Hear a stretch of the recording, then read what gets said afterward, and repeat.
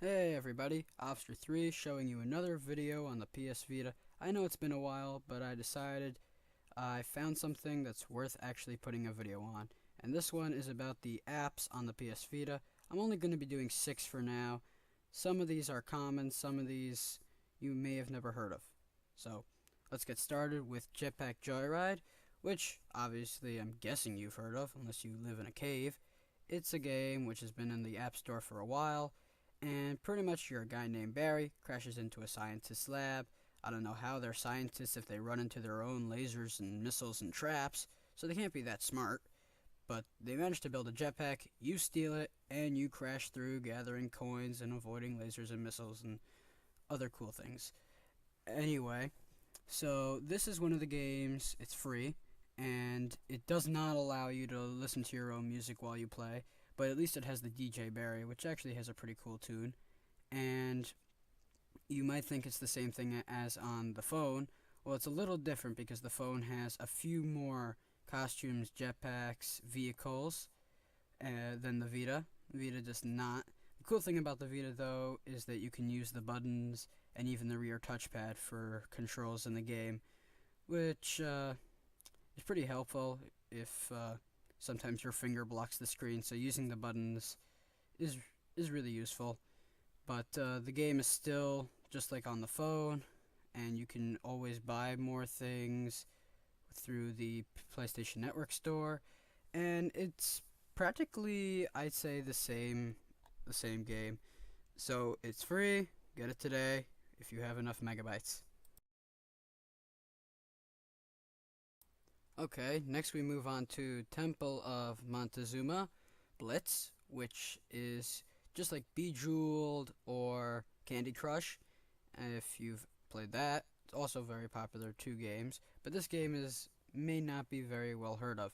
Anyway, the reason why it's like Candy Crush is because you have lives, and the way how this game makes money is you buy more lives.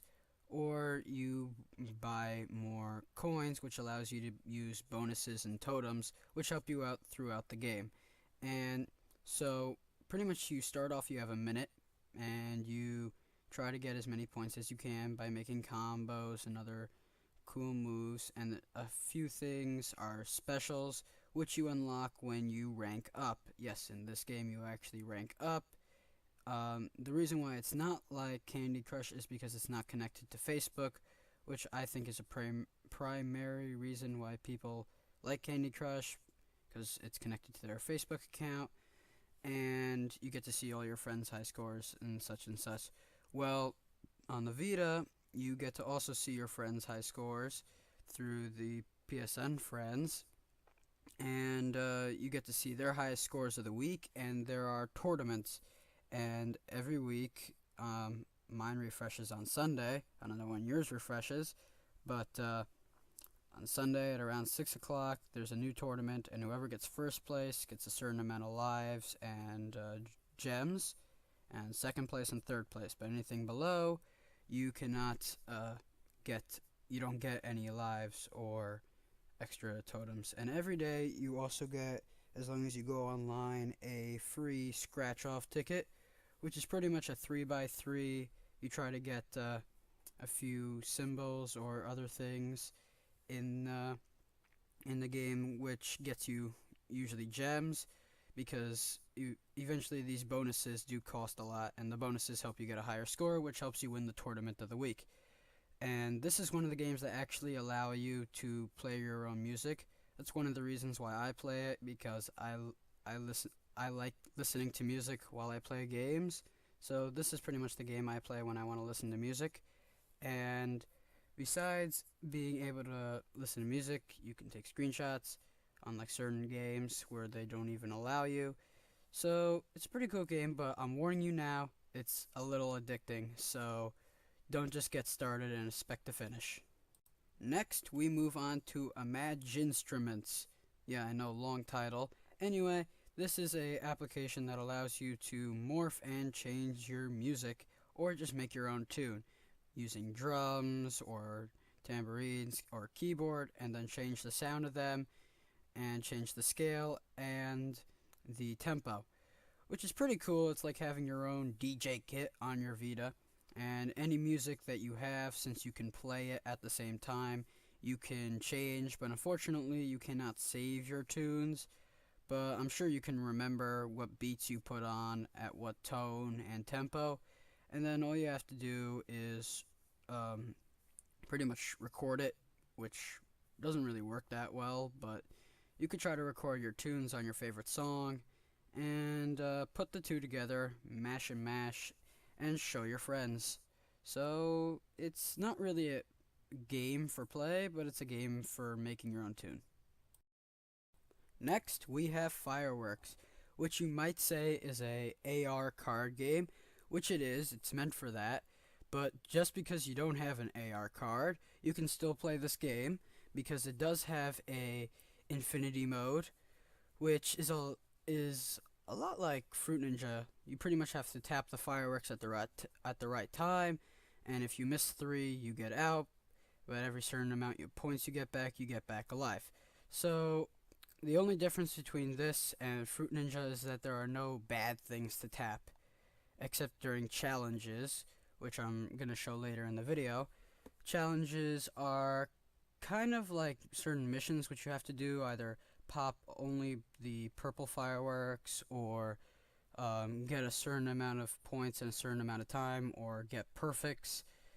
Pretty much, this is a pretty cool game, and the only reason for needing AR cards is because uh, you can play it on your own desk or on any really flat surface, and a little house appears, and the fireworks come out of the house, and each house is a different difficulty.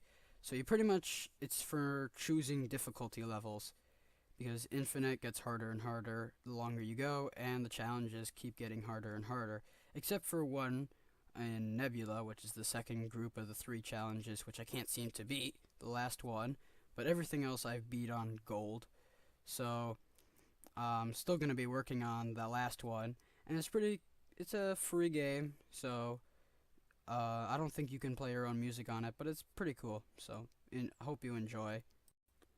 Next, we have Fruit Ninja, which is, you probably also know this from your phone. It's made by the same makers of Jetpack Joyride, which I forgot to mention earlier, Half Brick Studios and Big Ant Studios.